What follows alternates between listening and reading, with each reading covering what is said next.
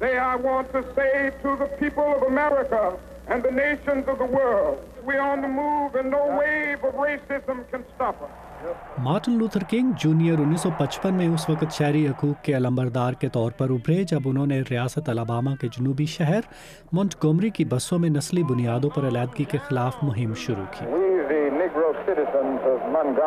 हम मॉन्टगोमरी के सियाफाम लोग उस नाइंसाफ़ी के खिलाफ पुरअमन एहतजाज कर रहे हैं जो हम कई सालों से बर्दाश्त करते आए हैं। उस वक्त के कानून के मुताबिक सियाफाम मुसाफिर बसों के पिछले हिस्से में बैठने पर मजबूर होते थे, जबकि सफ़ेद फाम मुसाफिर कहीं भी बैठ सकते थे। इस नस्ली इम्तियाज़ के ख़िलाफ़ एहतजाज के तौर पर सियाफाम शहरियों ने तकरीबन 1 साल बसों में सफ़र करने का बायकॉट किया, जिसके नतीजे में आखिरकार अलबामा की आला अदालत ने बसों में अलहदगी के कानून को गैर आइनी करार दिया। ये मार्टिन लूथर की पहली फतह थी। अगस्त 1963 तक मसावी हकूक़ की इस तहरीक ने कौमी तहरीक की शक्ल इख्तियार कर ली। इस माह के दौरान लाखों अफराद ने मसावी हकूक़ के हसूल के लिए दारुल हुकूमत वाशिंगटन में मार्च किया, जिसका मकसद कानून साज अदारों पर शहरी हकूक़ के लिए दबाव डालना था। रॉजर विल्किंस, जो उस वक्त मार्च में शामिल थे, कहते हैं कि उस रोज़ लोगों का जोश देखने वाला था। वो गर्मियों का एक खूबसूरत दिन था और लोग पुरजोश थे। लोगों में मुत्तहद होने का एहसास था। हकीकी तौर पर हर कोई अमेरिका के ज़मीर का बोझ महसूस कर रहा था। मैंने पहली दफ़ा ऐसा महसूस किया।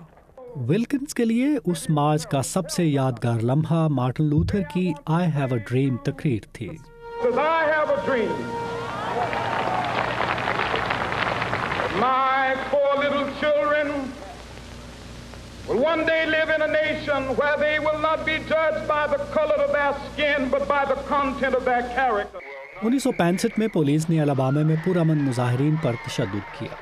ये वाक़यात ब्लैक संडे के नाम से जाने जाते हैं। लेकिन अदम तशद्दुद पर यकीन रखने वाले डॉक्टर किंग ने पुरअमन मुजाहरे जारी रखते हुए मसावी हकूक़ के लिए जद्दोजहद जारी रखी, जिसकी बुनियाद पर उन्हें 1964 में अमन के नोबेल इनाम से नवाजा गया।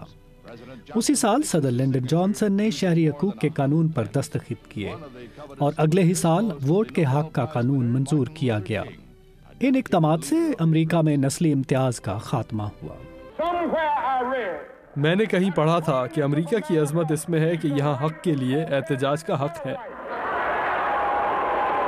मार्टिन लूथर की आखिरी तारीख 1968 में मेम्फिस में थी, जहाँ मुजाहिरीन की तोड़फोड़ के बाद पुलिस ने आंसू गैस का इस्तेमाल किया।